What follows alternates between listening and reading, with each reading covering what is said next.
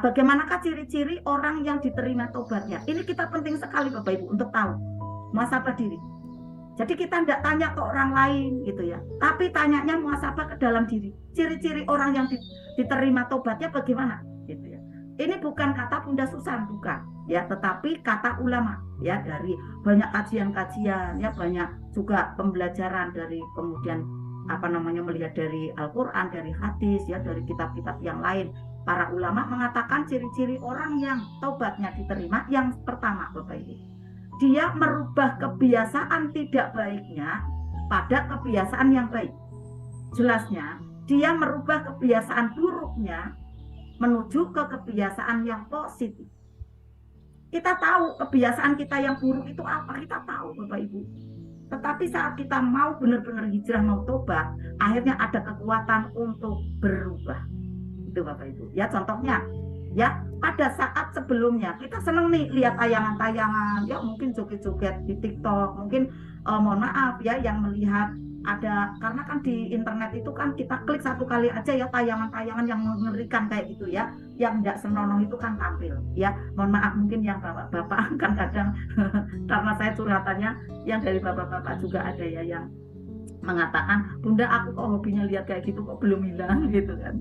Ayo Pak, tambahin nilai baiknya gitu kan, nanti akan hilang itu kebiasaannya. Nah, lihat hal-hal yang tidak senonoh seperti itu kok asik dulunya gitu ya. Nah, sekarang ini dirubah, ya Allah aku kok kayak muak dilihat kayak gini gitu kan. Akhirnya tidak mau nih lihat tayangan-tayangan yang tidak elok. Segera bertobat dan tinggalkan. Pilih acara-acara yang baik ada di sana, yang pengajian lah ya, yang taklim lah gitu ya, ada juga yang quote-quote yang terbaik lah gitu ya. Jadi kita pilihnya vitamin untuk hati ya, vitamin untuk bawah sadar kita yang terbaik. Kemudian yang kedua, tumbuh rasa ya tidak suka terhadap perbuatan buruk kita ya, perbuatan tidak baik kita di masa lampau gitu Bapak Ibu. Kita kayak tidak suka banget gitu, ya Allah aku kayak gitu dulu ya Allah, aku tidak suka gitu. Nah, contohnya apa? Dalam hal-hal kecil ya. Di dalam pikiran kita kadang ada suudzon sama orang lain. Itu kita kemudian bisa rilis. Enggak, dia orangnya baik kok. Dia orangnya mulia, dia baik, dia menyenangkan. Al-Fatihah, lepas gitu kan. Enggak mau ada sampah di dalam pikirannya. Langsung TSL. Ini hal terlihat kecil ya. Dalam hal terlihat kecil, contoh yang kecil ya. Kemudian tidak mau ada menggelayut pikiran-pikiran yang tidak baik. Kemudian yang kedua, contoh yang kedua ya, hal yang tidak baik masa lalu. Perempuan senangnya karena 20.000 kata ya harus keluar, kadang sering membicarakan orang lain sebelumnya. Tetapi setelah bertobat, yang sungguh-sungguh tobat, tidak mau bicarakan keburukan orang lain, tidak mau. Udah selesai itu aja kayak gitu. Walaupun mungkin bicara, oh orang ini seperti ini Bunda, kita harus hati-hati. Ya sip, udah selesai, tidak dibahas-bahas. Dia kemarin kayak gini, enggak usah gitu ya. Jadi pada waktu mungkin kita sering hibah, ya sering grundel, apalagi nih uring-uringan di sini. Dia kok kayak gini sih, dia kok kayak gitu sih gitu. Uring-uringan nih ya, grundel di sana. Akhirnya dia tidak mau lagi seperti itu ya, karena nanti akan merusak, ada energi brilian ya. Tidak mau ya, dan tinggalkan, ada energi yang tidak baik itu. Yang ketiga, contoh lagi, yang dalam hal Bapak Ibu mohon maaf sekarang ini mungkin masih ada hutang gitu ya. Ayo tobat yang benar-benar, yang sebenar-benarnya ya, tobat riba. Kayak tadi malam kejahatan agama, tobati, masukkan, ya Allah aku kok jahat ya sama agamaku gitu ya. Ya Allah aku kok jahat, biar nanti tidak kemudian mengulang lagi Bapak Ibu. Kendalikan diri. Saat mungkin ada orang yang mengajak bisnis ya, kemudian wah saya kurang nih modalnya, udah sih kamu ngambil aja di bank ini, di finance ini. Kemudian berpikir, enggak, saya bisa kendalikan diri, ya udah saya enggak usah, saya seadanya aja dulu, modal yang ada berapa gitu. Kemudian bisa menyampaikan ada alasan yang terbaik kepada orang yang mengajak tadi dengan lembut tanpa menyakiti gitu ya. Bahkan diajak untuk belajar magnet rezeki. Jadi inilah langkah-langkah untuk memperbaiki diri ya, untuk menghindari dari hal-hal yang tidak baik di masa lalu agar jangan terulang di masa berikutnya. Karena kalau terulang lagi berarti kita menjadi orang yang maaf tidak pintar atau bodoh ya. Karena apa? terjerembab ya, terjatuh ke lubang yang sama, tidak hati-hati.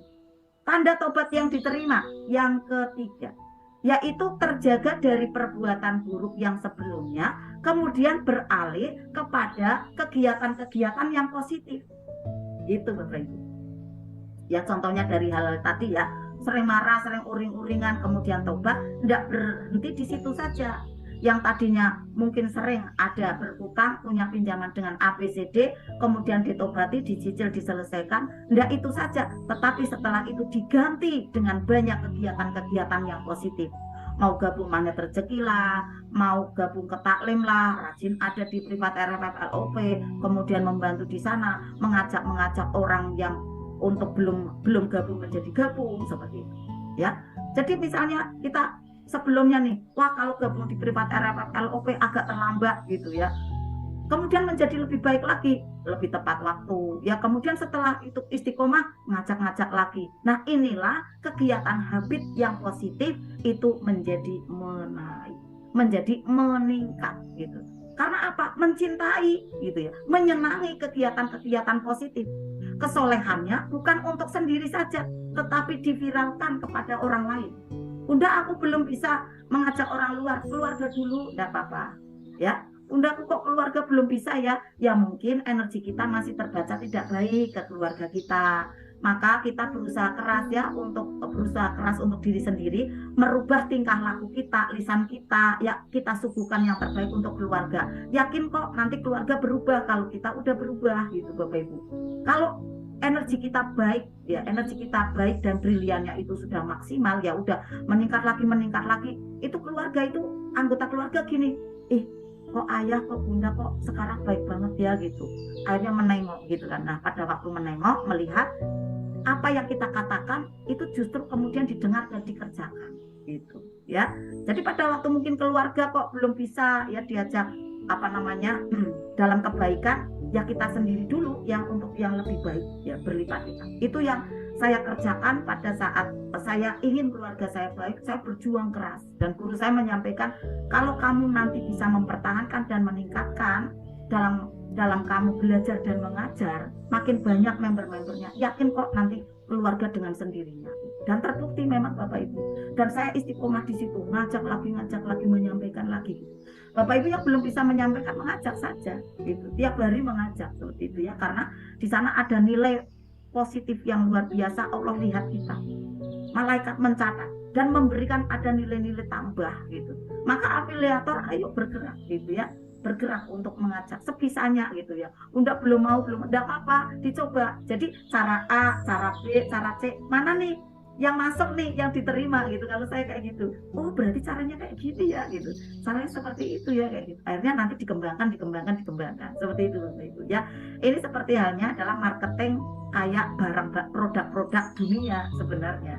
Ini kan produk akhirat yang kita tawarkan ya. Produk dunia seperti itu juga gitu ya. Produk dunia itu seperti halnya demikian, produk akhirat juga sama gitu ya. Dibuat menarik itu seperti apa ya kayak gitu kan, diulik gitu ya. Jadi seperti dipoles gitu ya.